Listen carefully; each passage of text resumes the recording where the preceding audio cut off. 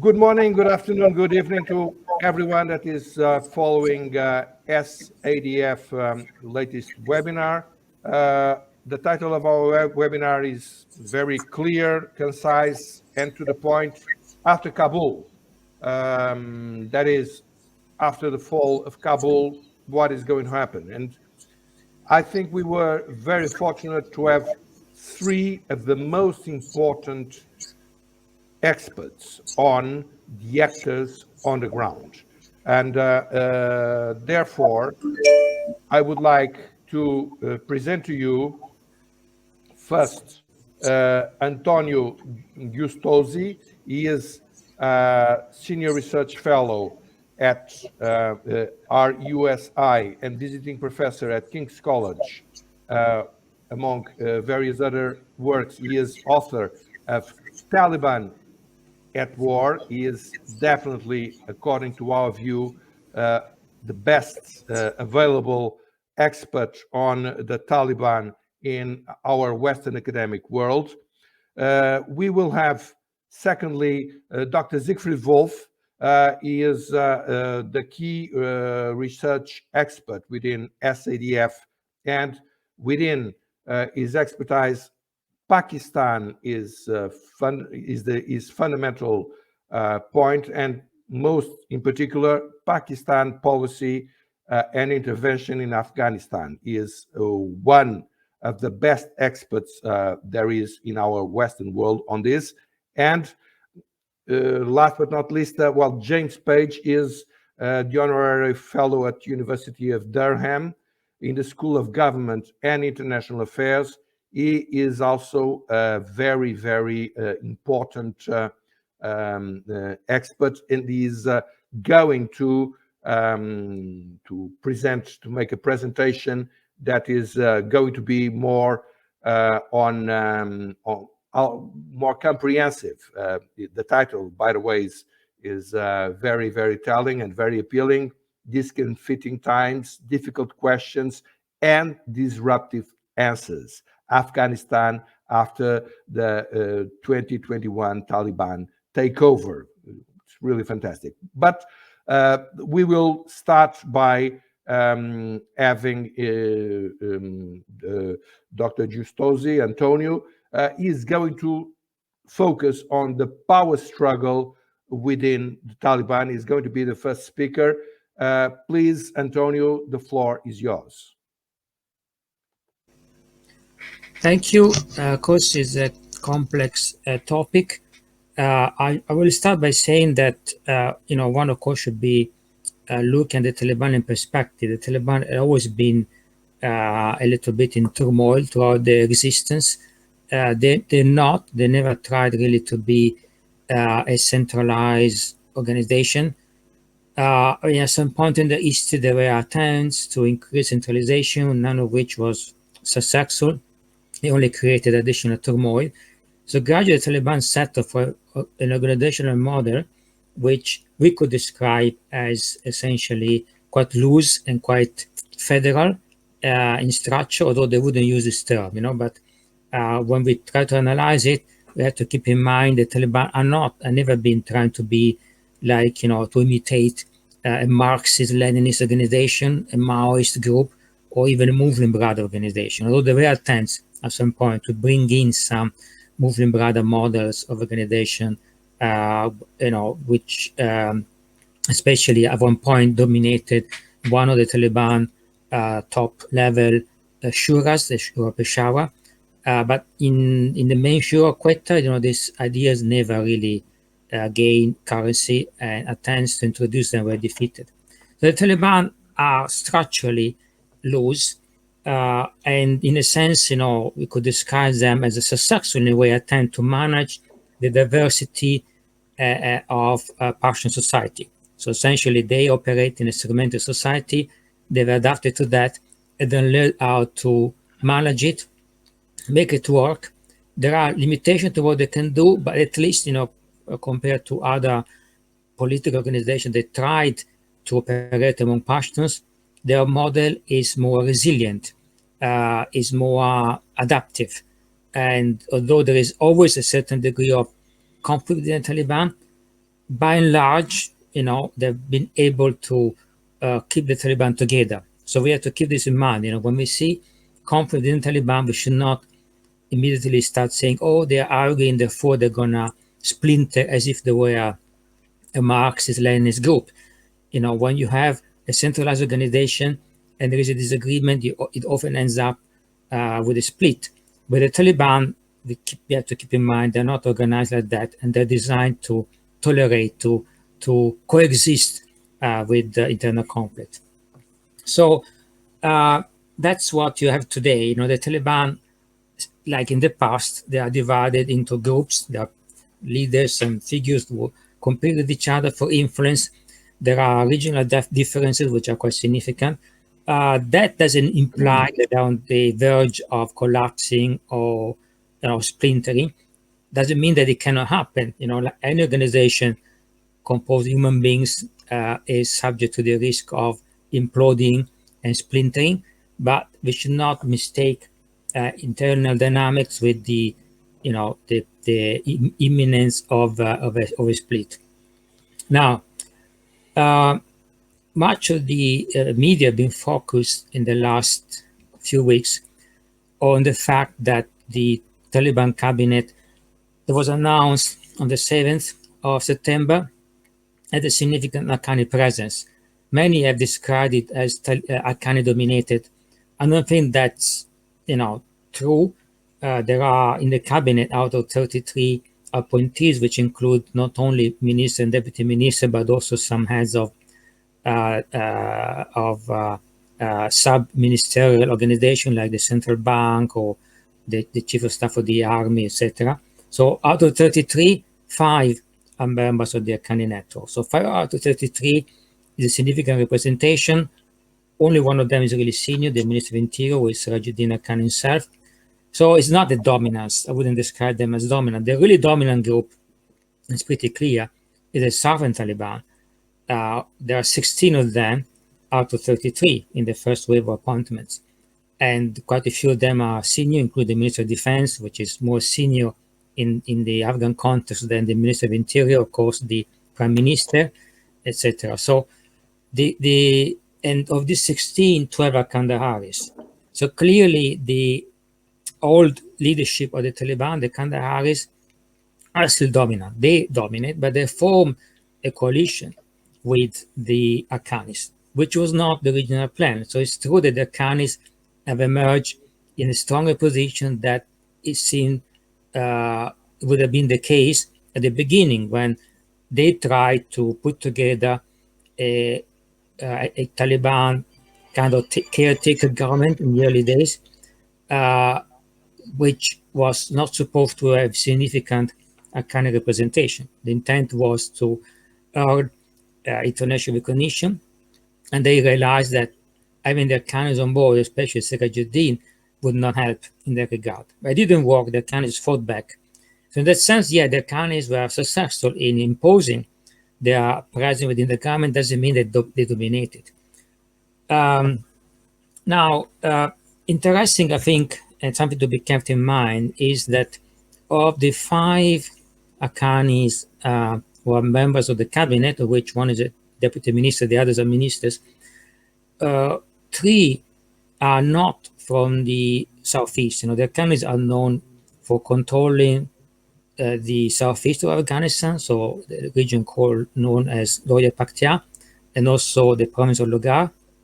And they're also known to have influence beyond that. In fact, the Haqqanis took Kabul on the 15th of August, and many of the Haqqanis affiliates who took Kabul were from the neighboring province of Wardak, so which is not in the southeast. So they have influence around Kabul for a number of reasons, but also mainly because they were tasked as early as 2006 by the leadership to basically open the Kabul front. So they've been building up their presence in the region for many years. But these 3 that I mentioned are from Naga and Kunar, which are in the east. And I think it's a deliberate choice of the Haqqanis. There were many more people, more senior members of the Haqqanis in the southeast, in Logar or even Warta, that could have been appointed. But I think the strategy of the Haqqanis for the future to increase their weight within the Taliban is to increasingly position themselves as a representative of the interest of all the Eastern Pashtuns, which means basically anybody who is not from the south, really.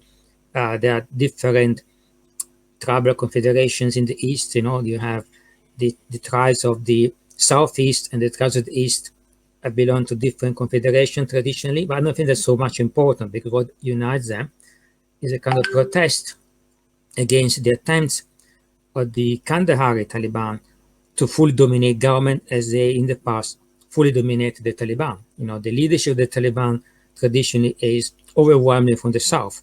There are a few people from the east. Sirajuddin was a deputy, so he was one of them. A few of his people were appointed to the commissions in the so-called Quetta Shura.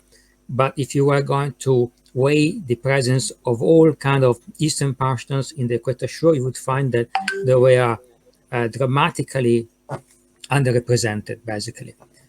And that was a concern. That there were grievances there, and now, of course, with the Taliban in power, these grievances become even more significant, because one thing is having somebody to lead or to participate in leading an insurgent organization. They're supposed to be divided there, to be distributed, not so attractive. But in government, the potential for supposed to be distributed is much greater. So everybody wants to be there. Everybody wants to be in the at the center of the state. So the Haqqanis are positioned themselves increasingly to represent not only their own interests as a group, but also they are trying to position themselves, and they made this clear in their discussion and even very animated discussion, so to speak, over the cabinet. That's important. Still, we have to consider that there are in total in the cabinet, in the first wave of appointment, there were a total of 10 Eastern Taliban, so including the people from the southeast, appointed, mostly in junior positions. And of these, only 3 are linked to the council. There are 7 who are not. So they say it's work in progress, basically. I think the Quetta Shura is also by appointing these 7 other Eastern Pashtuns, which are not particularly well-known or powerful people. In fact, there are unknown quantities and they don't seem to have a significant following. I think they're trying to signal to the wider Taliban that you don't need to be with Afghanis to get some kind of representation. I think there is essentially competition, has been there for quite some time, even before the fall of Kabul, between the Southern Taliban, who are trying to strengthen their links to Eastern Afghanistan, and the Afghanis who are trying to do the same. So the two compete for the loyalty of the Eastern Pashtuns, because at the end of the day, there are a lot of Pashtun or Taliban in the East, and whether they will side with the Southerns or with the Afghanis might decide in the future who will lead Afghanistan.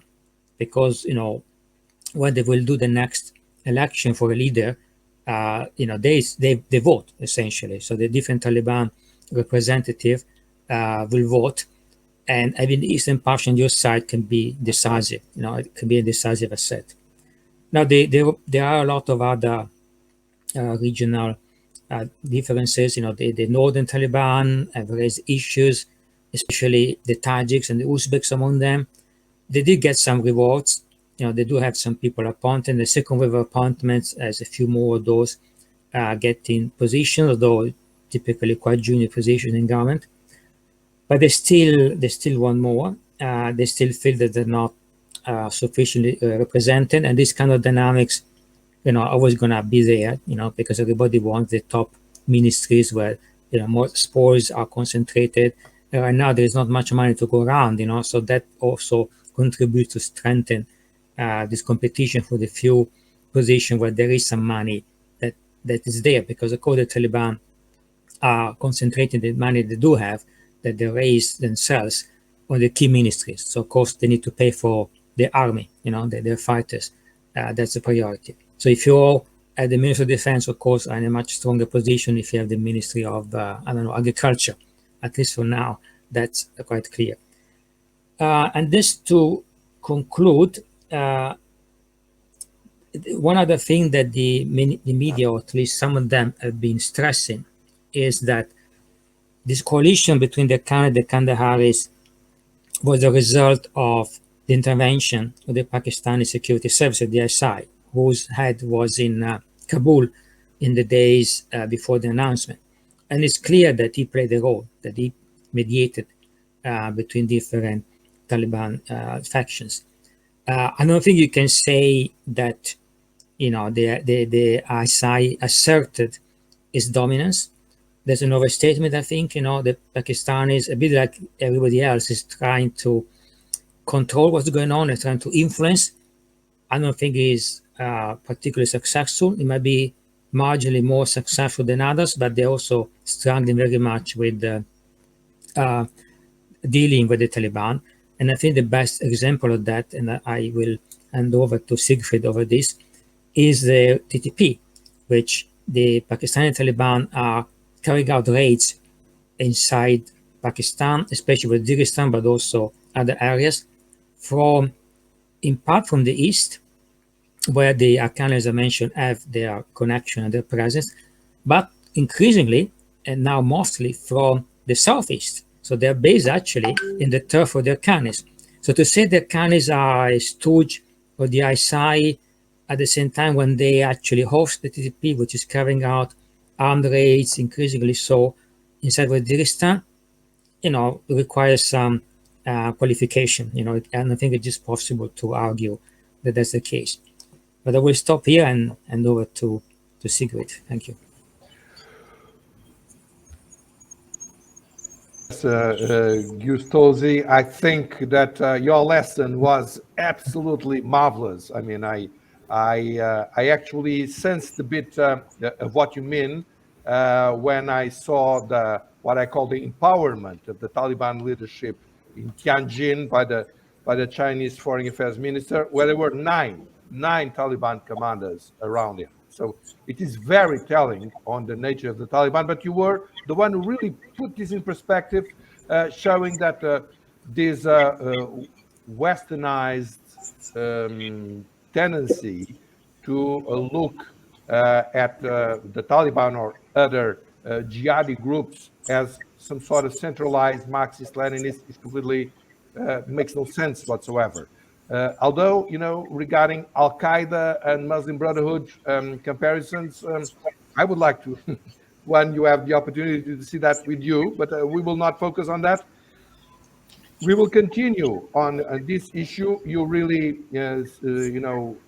your description of this Haqqani Kandahari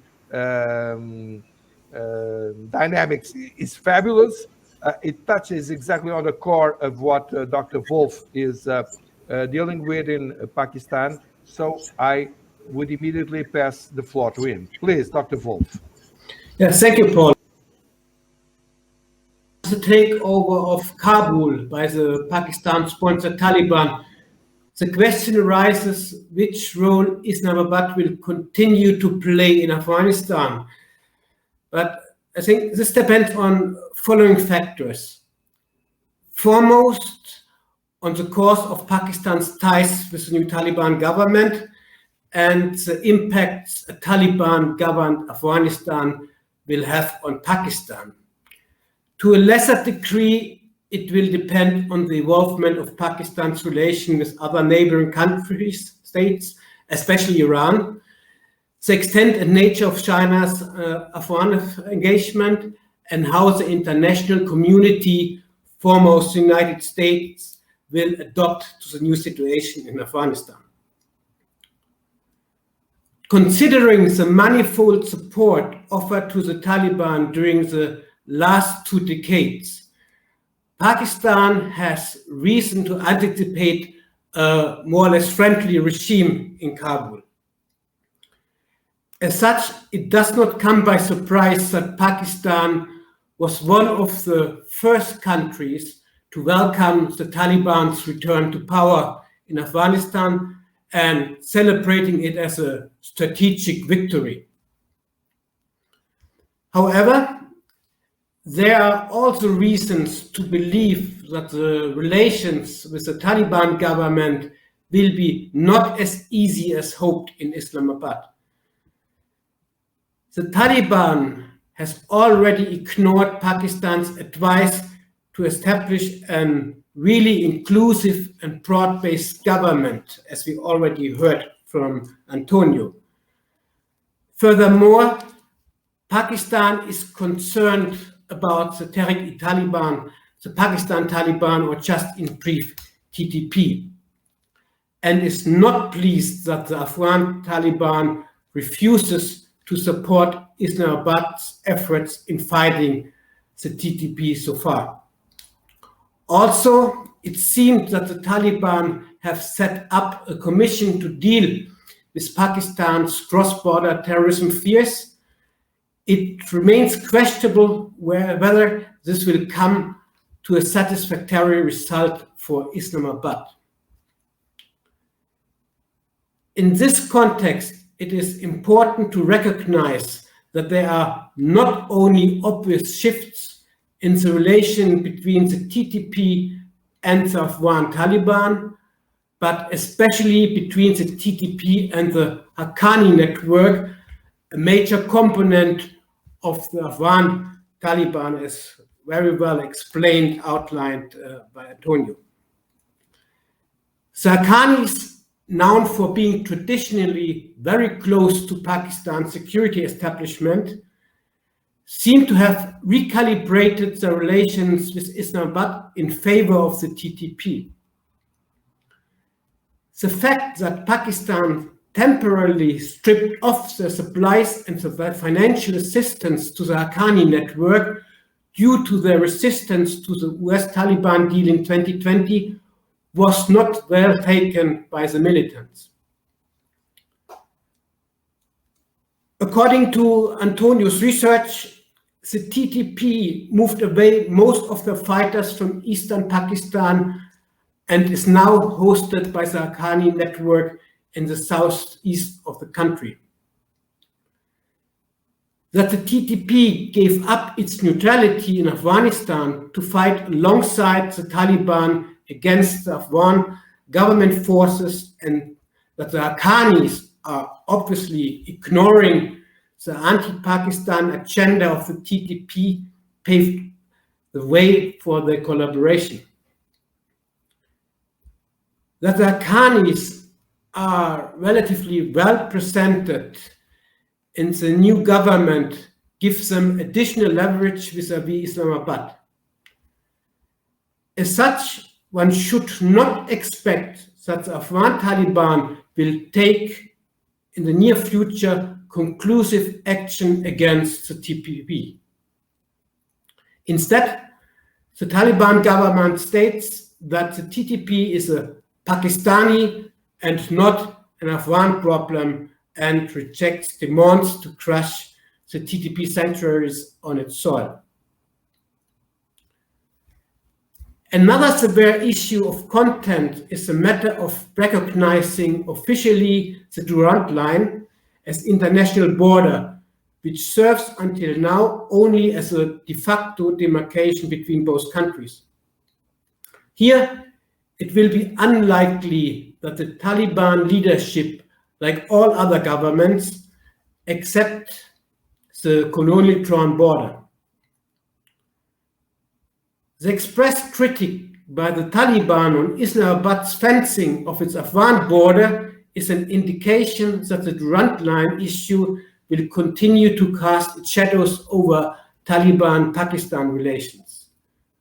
However, despite extreme unlikelihood, the greatest setback for Pakistan-Taliban ties would be when the Islamist group decides to put aside its ideological differences with India as it has with China in order to establish political ties and open opportunities for trade and investment. But here we have a lot of different contradictory statements by the Taliban, and we have to see what is going on in this direction.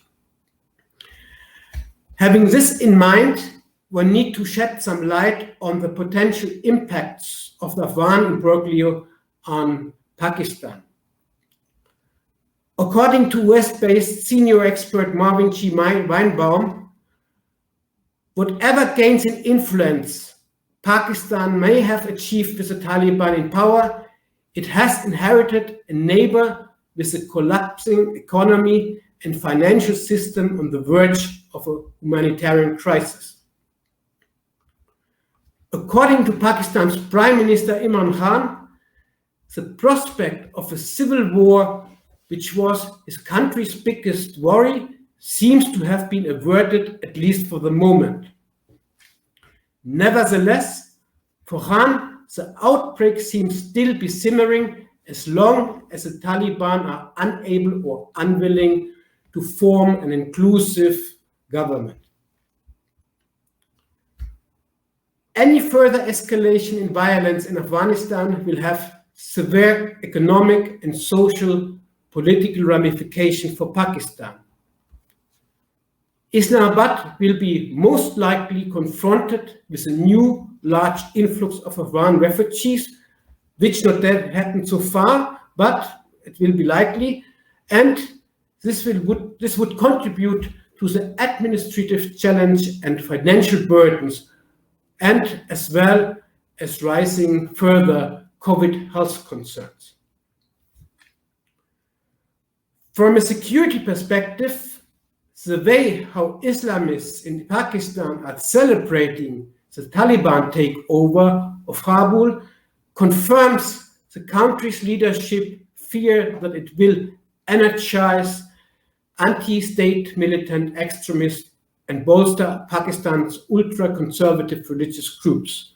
So here, the religious hardliner could put Islamabad under even more pressure to make the state more Sharia compliant, on a similar line the Taliban doing in Afghanistan. Moreover, with the Taliban being given an entire state, the TTP has regained ideological strength and confidence, as well as additional resources which the terrorist groups will most likely direct against Pakistan. In fact, according to Hussein Haqqani, a former Pakistan ambassador to the United States, the TTP would like to replicate what happened in Afghanistan in at least the Pashtun areas of Pakistan. Another worrying dimension of this spillover effects is that the TTP and other militant groups will turn against Chinese development projects, especially those linked with the so-called China-Pakistan Economic Corridor, or just a brief CPEC. Against this backdrop, one should expect that Pakistan will continue its full support for the Taliban. We are witnessing that Islamabad intensifies its diplomatic engagement, focusing basically on two issues. Firstly, despite that Pakistan leaders are publicly declaring that any decision on the recognition of the Taliban government would require regional consensus, Islamabad went ahead and conducts lobbying efforts to get the Taliban government recognized. In this context, it is crucial to highlight that Pakistan Foreign Ministry stated that Islamabad will take independent decisions when it comes to recognizing the interim Taliban administration. Obviously, Pakistan will not only underline that it will resist any potential pressure from the United States on its Afghanistan policy, but also encourage other countries to follow its example. Interestingly, Islamabad further stressed that it will not become part of any politics of blocs. Obviously, Khan refers to any Washington-inspired potential anti-Taliban alliance formation. Secondly, Pakistan is pushing for what I would call detaching of human and political rights violation and other atrocities against the Afghan people conducted by the new Taliban regime from the provision of international humanitarian aid supplies. For example, National Security Advisor Yusuf warned for an isolation of the Taliban regime and criticized Washington and other Western powers' action of freezing of Afghanistan's central bank assets until one can see whether the Taliban uphold human rights and steams militancy. Moreover, Yusuf stated that when the international community does not engage with Taliban leaders, the West faces another 9/11. This is getting echoed by Prime Minister Imran Khan, who stressed that it would be prudent to handle matters impacting the human condition in Afghanistan without politicization and attempts to demonize the Taliban. In brief, Pakistan attempts to put moral pressure on the international community to grant non-condition-based aid to and humanitarian assistance to the Taliban. Besides the ongoing political diplomatic support for observers, it is obvious that Pakistan continues to provide military assistance to the Taliban until today, and there are no indication that it will stop it.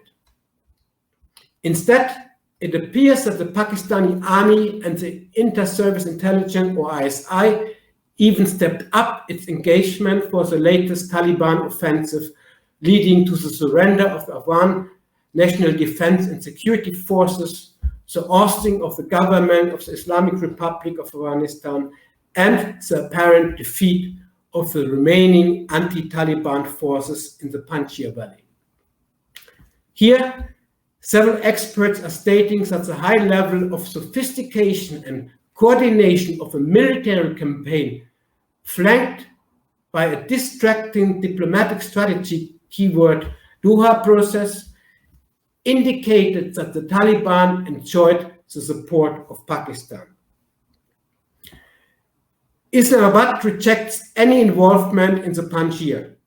Here, it is much debated if the coinciding presence of the ISI Director Hamid in Kabul indicates the key role that Pakistan's security forces played in Afghanistan during the last months, or it was just related to border issue, internal security, and, as Antonio mentioned, potential negotiation between different groups among Taliban.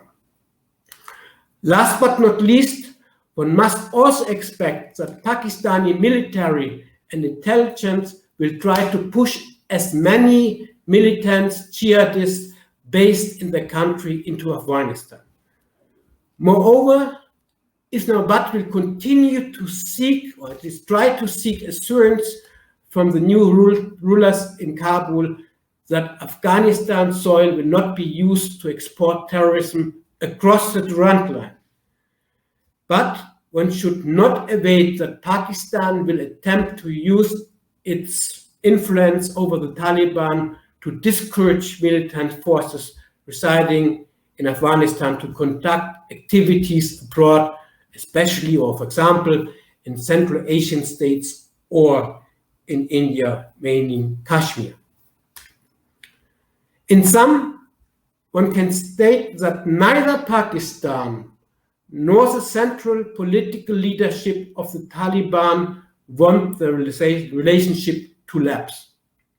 Both the Taliban regime and Islamabad will remain to be bound together by common interests.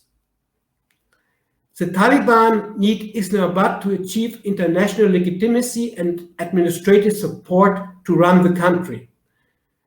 Despite the reduced dependence on military equipment and financial support, the Taliban will continue to rely on logistic, technical, and partly financial support, and the Taliban will for any upcoming armed confrontation. Also, the opportunities to seek shelter and to conduct recruitment in Pakistan remains still essential for the Taliban, especially in times when its relation with the United States and allies might escalate again, and or the instability of the government or coherence of their movement might be at stake. Thank you very much. Thank you very much, Siegfried. This was a very, very interesting lesson, and listening to you, I just recall these famous words from Hillary Clinton, sometimes a bit underestimated, to Pakistan. Well, snakes in your backyard won't bite only neighbors. Well, it seems like she was really not so out of the situation. And the situation, it seems very, very intricate, what the scenery we are seeing, because it seems like obviously the Taliban know that they depend a lot on Pakistan, as you explained, but on the other hand, they want to keep the leverage with the TTP. And so the relation is not straightforward, and what will happen is going to be very, very complex to predict. But anyway, as the final initial intervention of our webinar, we have now James Page, that is coming from Durham in the United Kingdom, or is associated with Durham in the United Kingdom. And I repeat the title of his talk because I think it is really very, very beautifully telling what we are facing. Discomfiting times, difficult questions, and disruptive answers. Afghanistan after the 2021 Taliban takeover. So thank you so much for being with us, and please, the floor is yours. Thank you very much. In this presentation, I will address 4 areas, but these relate to, as you noted, discomforting times, difficult questions, and disruptive answers that, in my view, have arisen. Firstly, the rapidity and shock of the Taliban offensive in its latter stages. Secondly, the collapse of much of the Afghan National Defense and Security Forces. Thirdly, the matter of external support that has been addressed to some extent already. And fourthly, political divisions. So I hope to give a useful overview. And one thing that informs this is how much confusion there's been about these topics. And I think this will help possibly with our thinking and questions about what next, indeed the title of this webinar. So firstly, I think illustrative of the accelerating rapidity of the Taliban offensive that began actually at the start of May 2021 is that following the fall of the first provincial capital, Zaranj, in Nimran province on the 6th of August, 5 provincial capitals fell in only 3 days. And within a week after the fall of Zaranj, the Taliban had captured 21 of Afghanistan's 34 provincial capitals. Although the rapidity of the Taliban advance came as a shock to many, the Taliban had been building up towards substantial military offensive for some time as part of their talk and fight approach, or more accurately, their fight and talk approach. Indicative of this is that when President Joe Biden announced the withdrawal of US forces on the 14th of April 2021, the Taliban proceeded to triple the number of districts it controlled within 2 months. Also, the Taliban had pre-positioned its forces prior to their coup d'etat, continuing their strategy of surrounding numerous provincial capitals, as they had clearly done as of early May. Therefore, the Taliban could have moved so swiftly in the latter days of the military offensive that culminated in the seizure of Kabul should not have come as a surprise, particularly to those with a reasonable overview of developments. I think this raises rather difficult questions regarding the latter, and claims by some that the rapidity of the Taliban offensive was not foreseen, and that, in words of one senior military officer, everybody got it wrong on Afghanistan.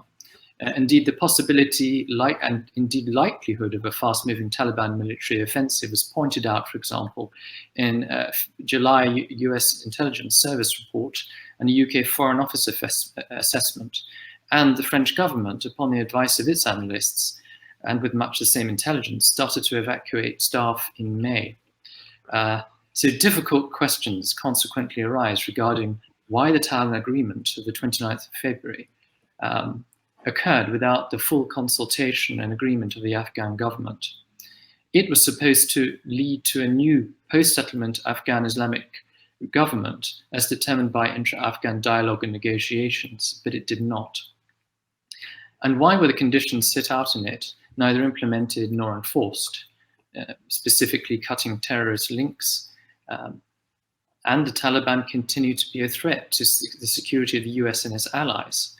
Also, the Taliban refused to undertake substantial talks with the Afghan government, nor was a reduction in violence pursued by the Taliban, despite it being an understanding between the negotiating parties.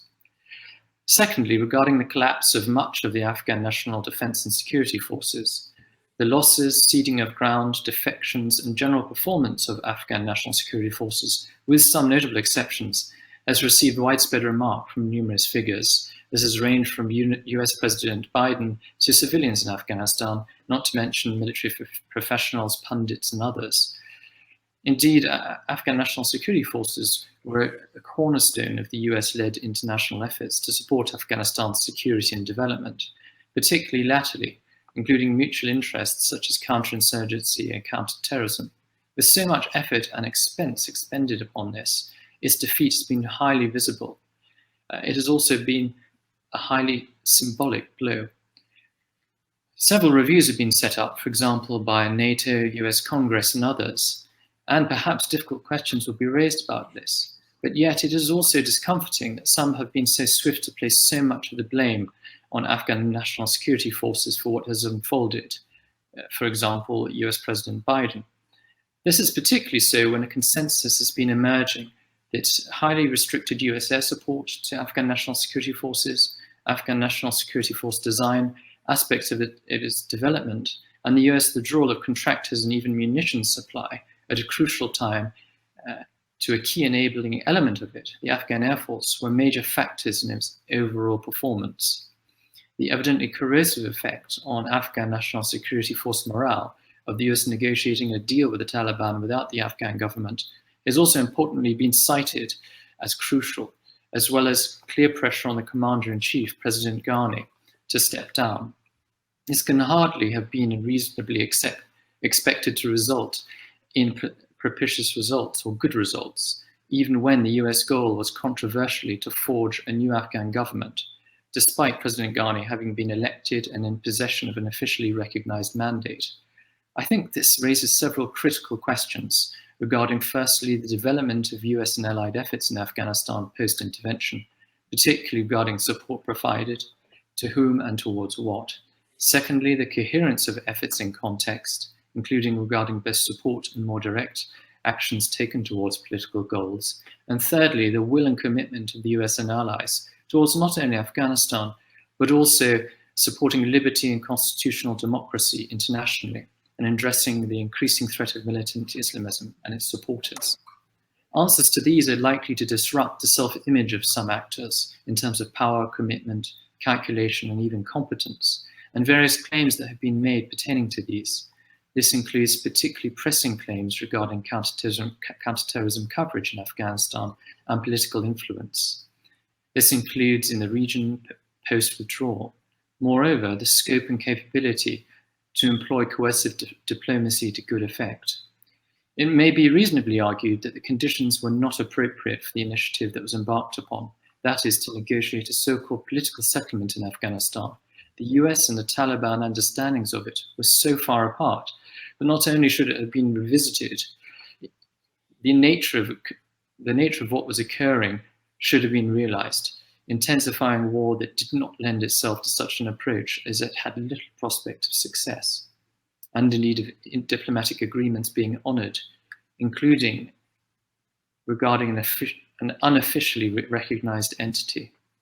While this view may disrupt current official thinking, it is necessary to consider it in view of what has happened.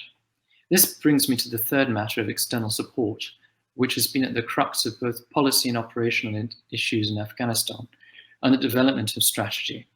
It also brings to a head the overarching issue of what ought to be internationally supported, what ought not to be, and how this is to be addressed, including in the wake of the fall of Kabul and political alignments that have resulted. These issues have been particularly discomforting, with claims that it was mistaken to support the re-establishment and development of the Afghan state and democracy in Afghanistan. Some have even termed it an effort to turn Afghanistan into a Western-style democracy, which was hubris. Yet a fair reading of the historical record shows that a clear demand existed in Afghanistan for constitutional democracy in 2001, with an international and to some extent regional consensus to do so, that I should note also included Iran. Contrary to some claims, there is a domestic history of such democratic efforts in Afghanistan, despite them being highly challenging. Ostensibly, the desire for democracy in Afghanistan continues to exist among the population and important political constituencies today. So to summarize in this regard, I think disruptive of such simplicity of the view that trying to pursue democracy in Afghanistan supported, and that it was Western hubris, our efforts were in fact less towards a Western-style democracy than an Islamic republic with democratic elections, including for the head of state, and respect for human rights.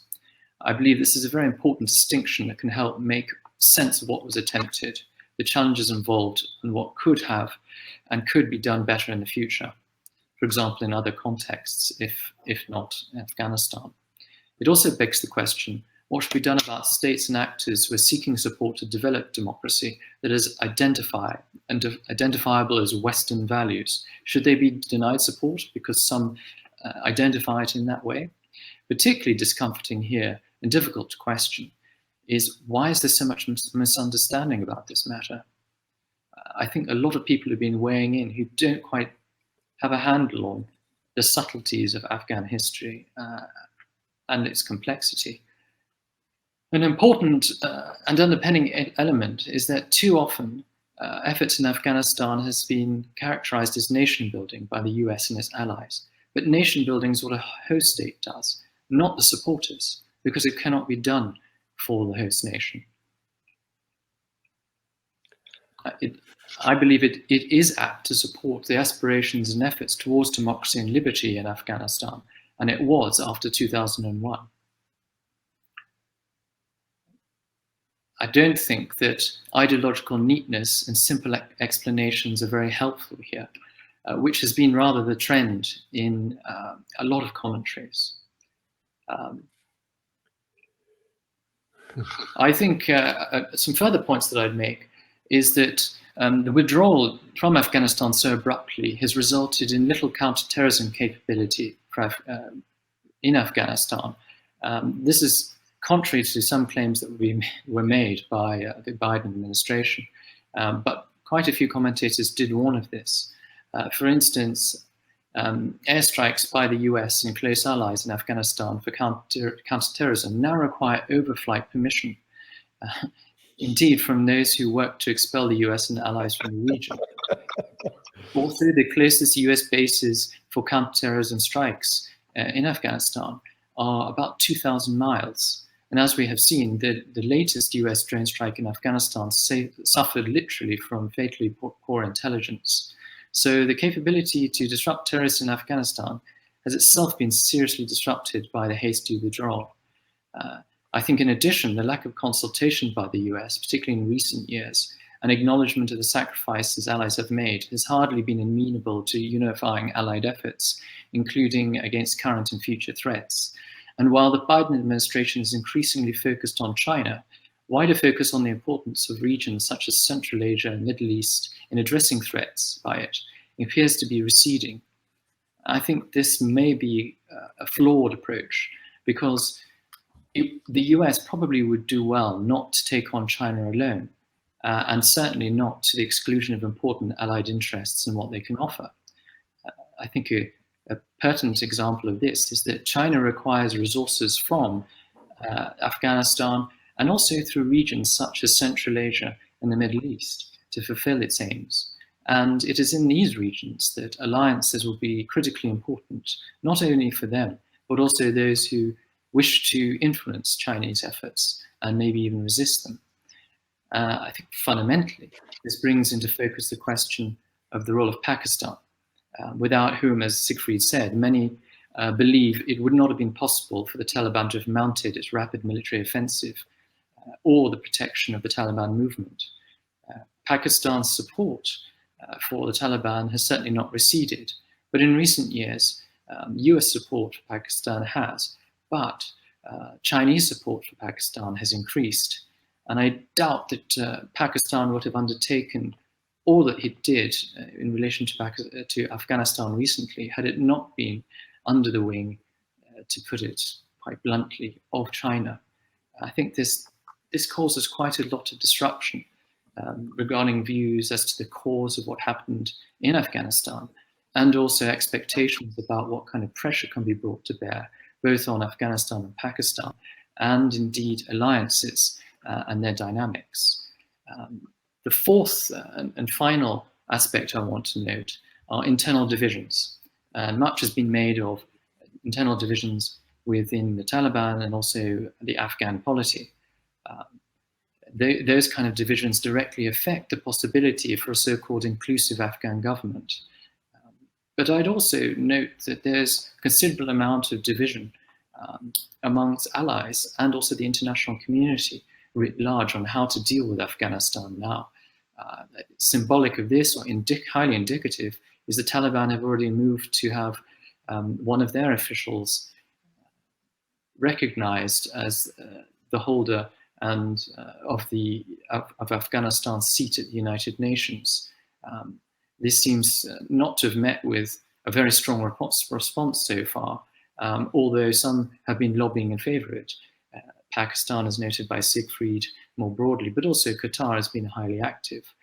But I think there's a more fundamental division that is more alarming, if you like, not just recognition, but also the division that emerged between military and civilian efforts or diplomatic efforts regarding Afghanistan. On the one hand, in the US government, you saw that Special Envoy Khalilzad was pressing to have President Ghani step down and an interim government, an inclusive government, be forged. Not necessarily with Taliban domination, but I think that was fairly inevitable. However, when the Taliban turned up at the gates of Kabul, it was clear that there really wasn't a lot of clarity regarding the US position towards the Taliban offensive. And the CENTCOM commander reportedly did not have a clear line regarding what to do about it. He was unwilling to intervene, and there was no clear instruction that the Taliban should be let in. So the Taliban did enter Kabul, and the regime then, the Afghan government, fell. This kind of tension has been building for some time. The US military in general warned against a rapid withdrawal of US troops, but Special Envoy Khalilzad was in favor. I think there needs to be quite a bit of discussion about the utility of following what's called coercive diplomacy. Afghanistan has shown it hasn't particularly worked. The US objective for a long time was to split the Taliban. Actually, elements of the US government and allies appear to be the ones who've been split. And this does not bode well regarding what's going to follow in Afghanistan. I think particularly regarding the developing terrorist threat, the moral hazard, political hazard of recognizing the Taliban regime.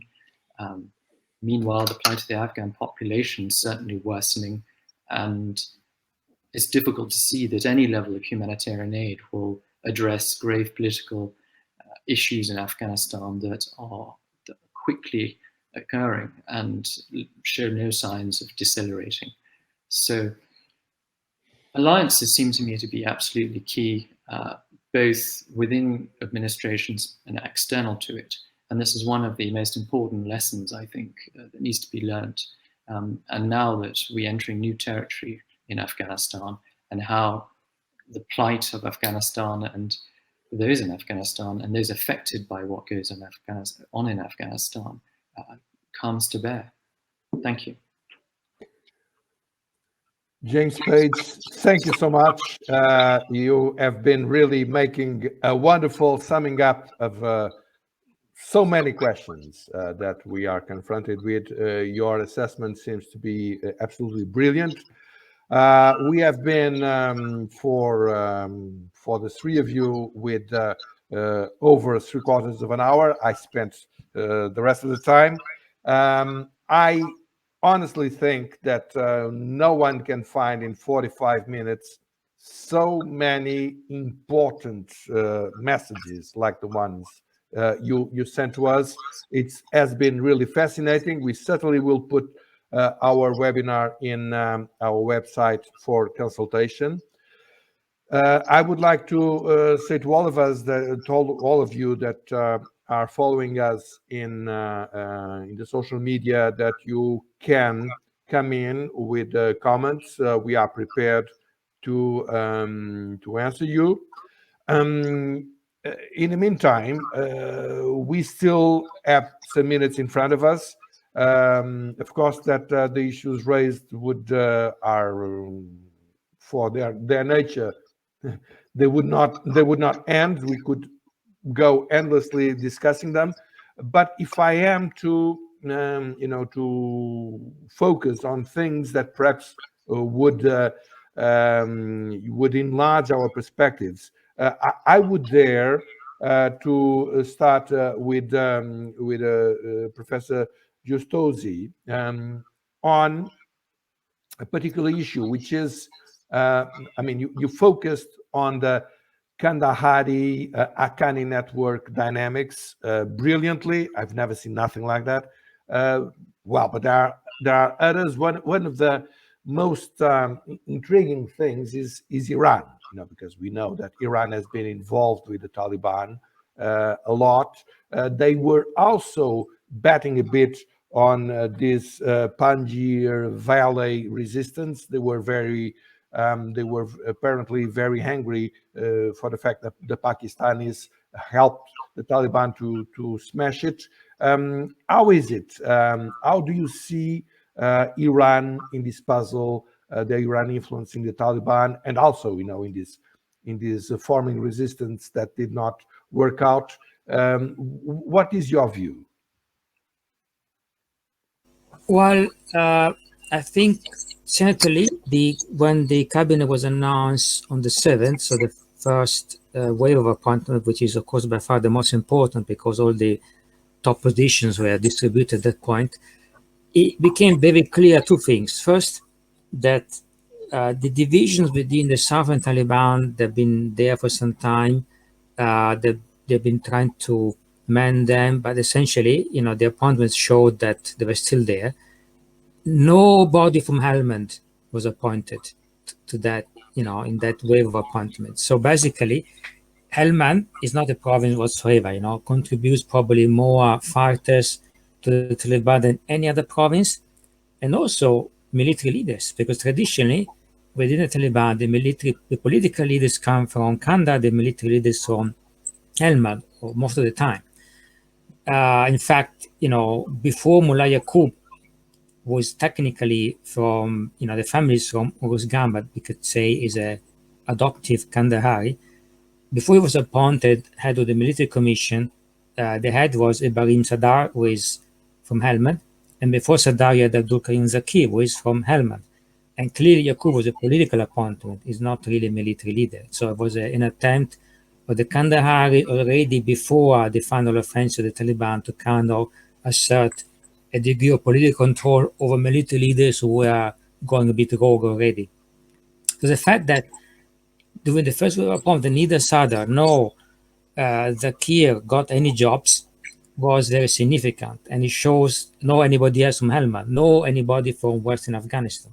That shows, as I said, two things, these persistent tribal issues, between the tribes of Helmand and the Kandaharis, which I think is more than a tribal issue, is a political, military relationship issue, one. And two, the fact that none of the friends of the Iranians made it to the first wave of appointment, whether as a minister, as a deputy minister, or anything else. So the only one who had some relations, but a bit controversial with the Iranians, is this chief of staff of the army, Faziuddin, this Tajik from Badakhshan. But the Iranians have the strongest relations with the Western Taliban, the Taliban of Herat, of Farah, etc., and with the Taliban of Helmand.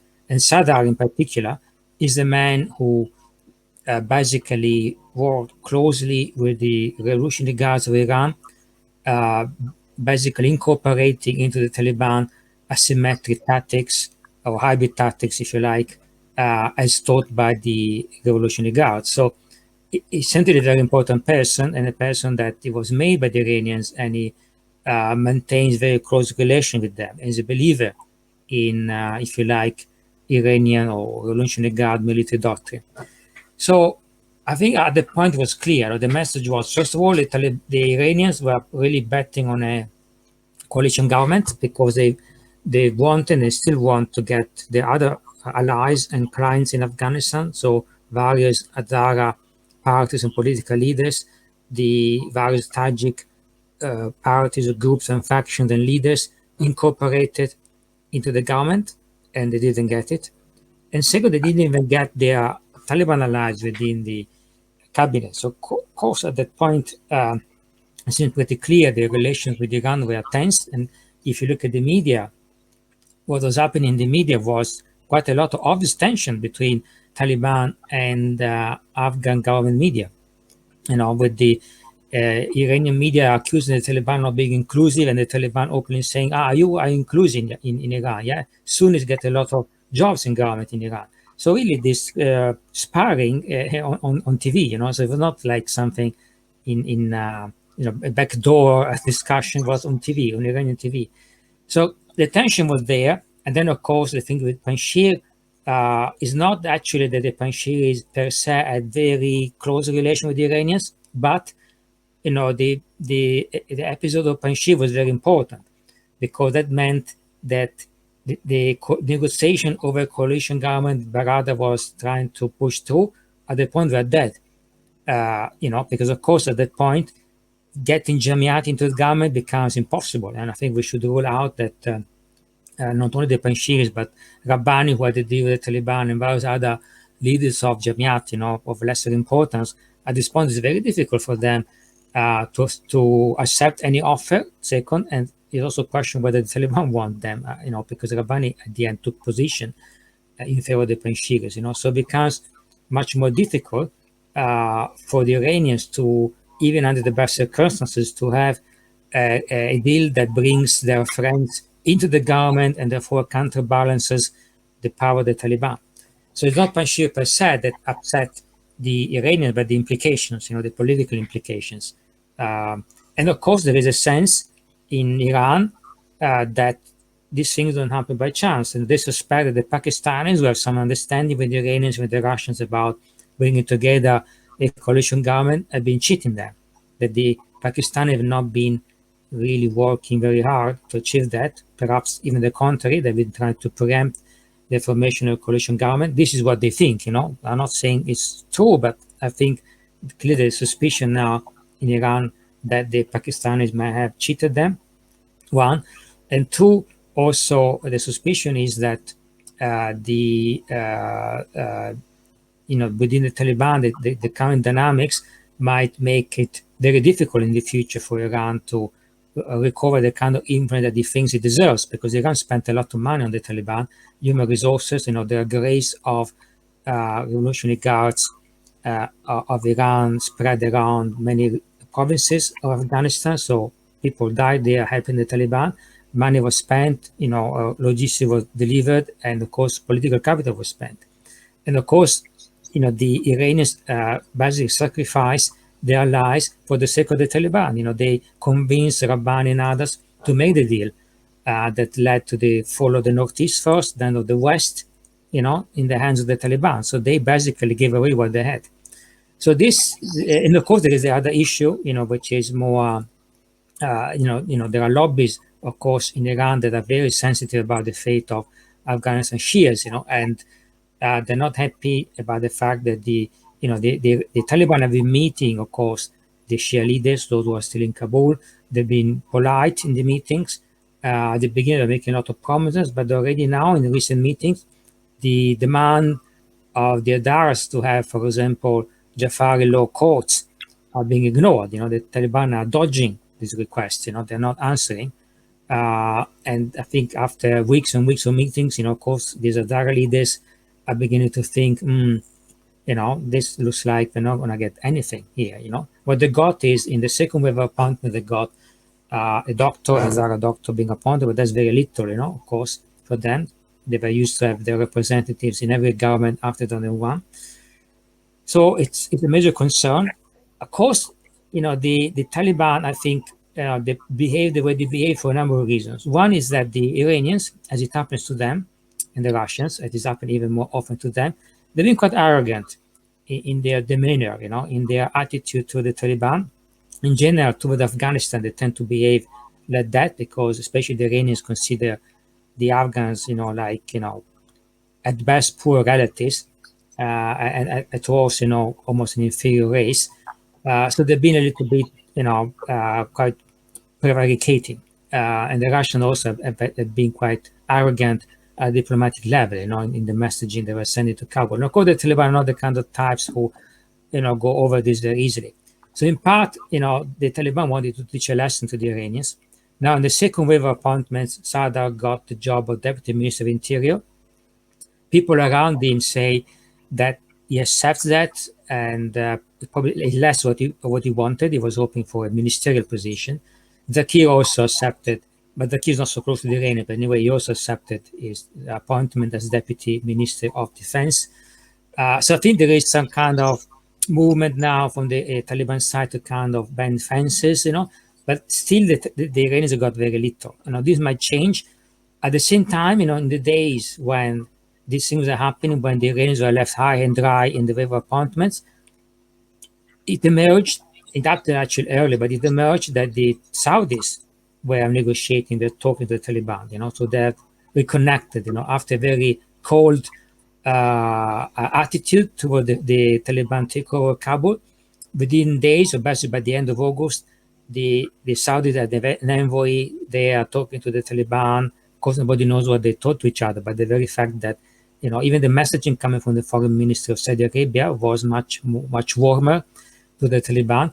And they were the only one, the Saudis had been the only one of all the regional countries in their open messaging who didn't mention the need for an inclusive Afghan government, because of course the Saudis themselves are not very much into inclusiveness, I would say, no for the matter of women's rights or human rights or political rights.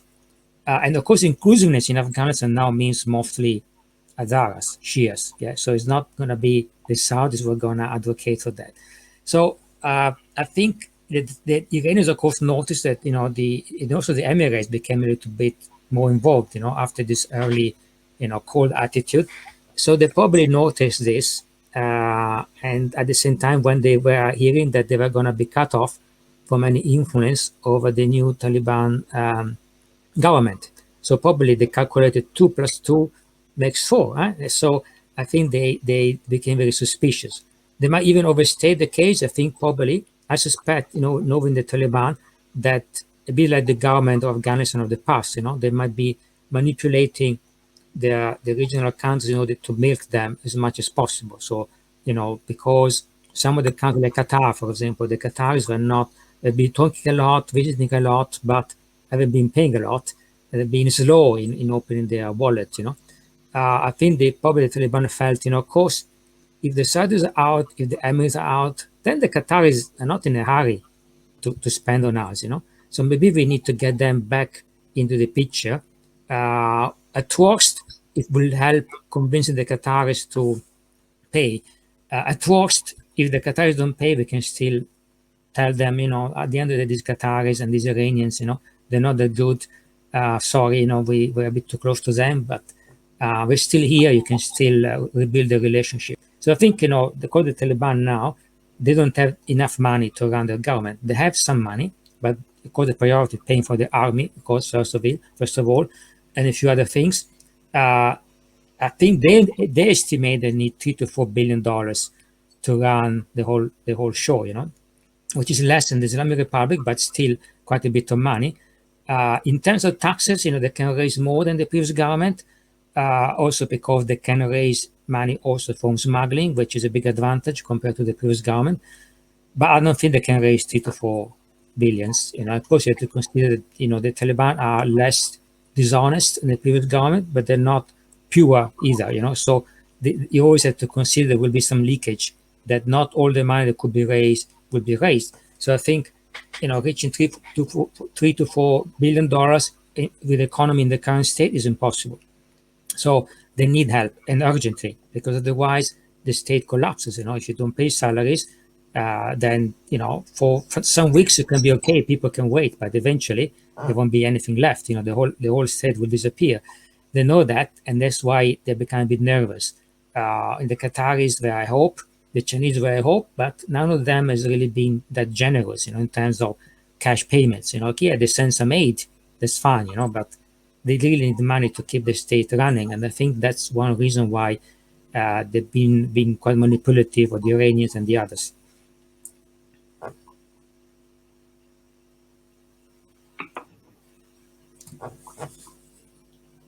I think you're silent, and I'm not silent. Sorry about the sound. I was forgetting about the sound. Thank you so much. I learned immensely, especially on Iran. Brilliant lesson. I mean, I have no words. I'm going to spare myself because we have little time now, and I would like, in this final round, to still give the floor to our 2 other participants. So, Siegfried, regarding Pakistan, they apparently won the first battle for domination of the Taliban. The Iranians are crossed, because they don't have enough.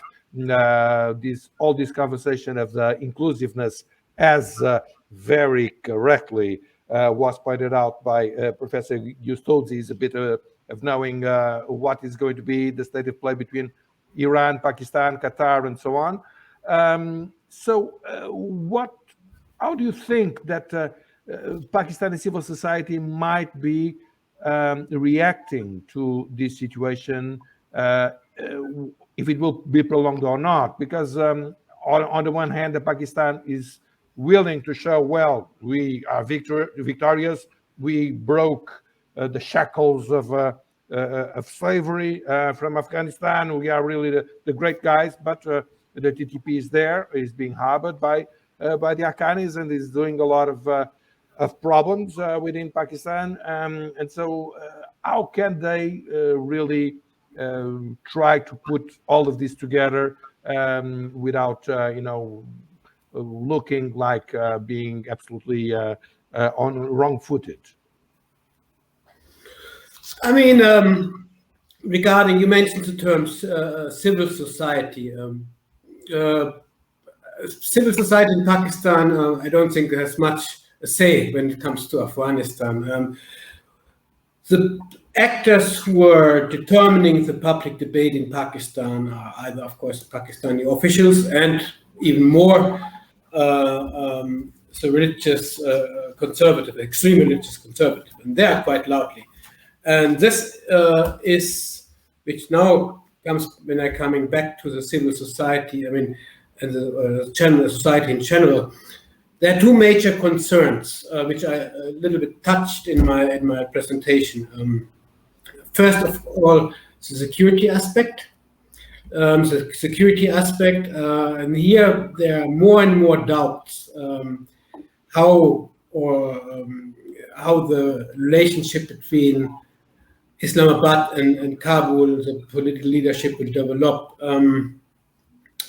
So in particular, when it comes to how strong I think at the moment there's quite some confusion in Pakistan, Islamabad, or at least amongst the security circles, about the relation, about the Haqqani factor, how strong this will be, how effective will be this in terms of creating a threat for Pakistan when it comes. We have in August an upspring in in the tribal areas, North Waziristan, South Waziristan, and terrorist attacks. And of course, there's a threat that they will swap over to other areas besides that the TTP mentioned.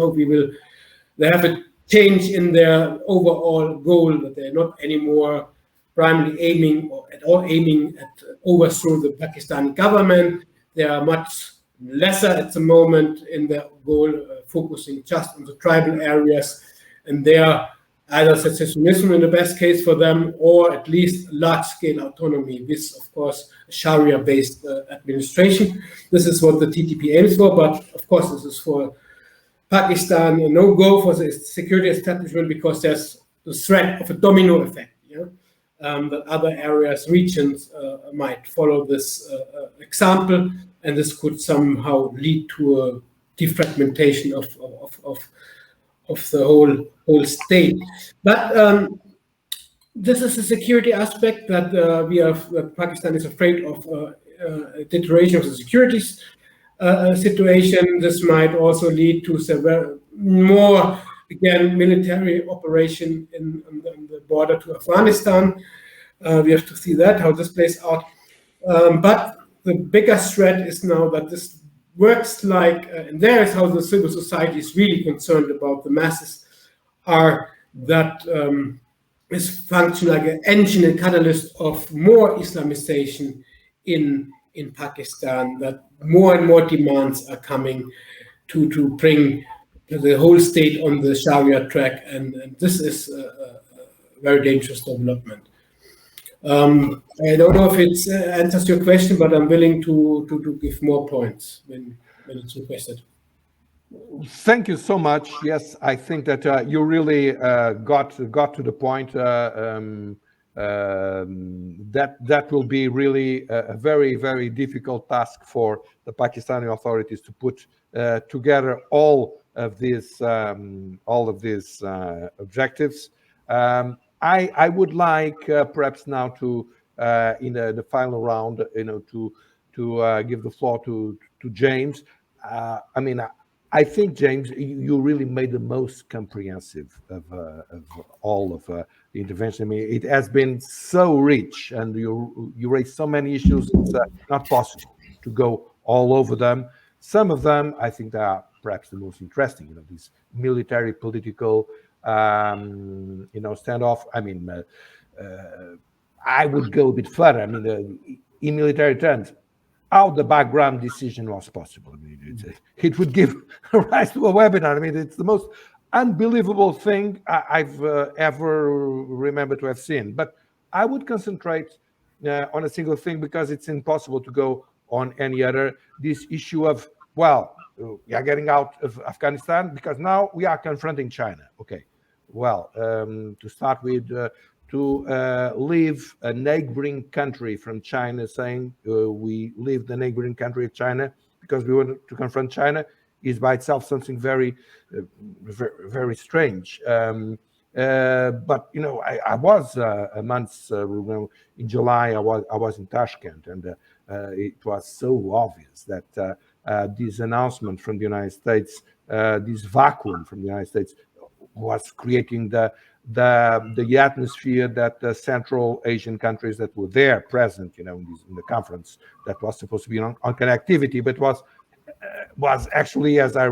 understood, the issue was to press Ashraf Ghani to go away, very bluntly, and the Central Asian countries, Turkmenistan, Tajikistan, and of course Uzbekistan, they were obviously seeing China as the reference. This was something one could not miss. And it was obviously also an impact of all of this decision making. And then we have this, the issue of inclusiveness. It's very, very interesting that the inclusiveness are not being thinking on the allies, because making an alliance between Australia, the United States, and the United Kingdom, it's not really a big issue. Destroying the ongoing alliance with France and India, this is really a big issue, and this is really a lack of inclusiveness that facilitates the role of China. I'm speaking too much. my invitation would be, how do you really see this issue of China on as a consequence of what we are seeing after Kabul? Yes, it's a very interesting question. I think important elements of it are still emerging. One of the key questions is what China will do when faced with instability in the region, now that it's clearly going to play a larger role, and who's going to intervene to try to address terrorist threats, including those that affect China more than some others, like the Etin and the Uyghur issue that is clearly very high on China's priorities list. There's also the matter of how trade and political relationships can be made more stable, so to speak, with Afghanistan and the state it is, and prospects for it. I suspect that China will want to lean heavily on Pakistan, but Siegfried can tell you more about this, I think. But I'll touch on it because I think it's important. I think there are limits to what Pakistan is both willing and to some extent able to do about the terrorist threat, including against China. My understanding is that the Taliban regime is not particularly interested in getting rid of Etin, the East Turkestan terrorist movement that China is so concerned about. The relationships between Taliban and Al-Qaeda remain. Despite statements by some senior US officials, Al-Qaeda never left Afghanistan, and I doubt that they're going to have a lower presence. I think is only going upwards. I do think that China will have considerable tolerance for that. I also think that China and some other states will try to manage terrorist threats towards the West, if you like. And there's already some precedent for this. And that will then make it very difficult for US and allies to address. As I noted about the ability to conduct airstrikes, it's very, very poor now. And then the intelligence is arguably even poorer, given the tragic mistake on the 29th of August, the US drone strike. Drone strikes have long been a topic of contention.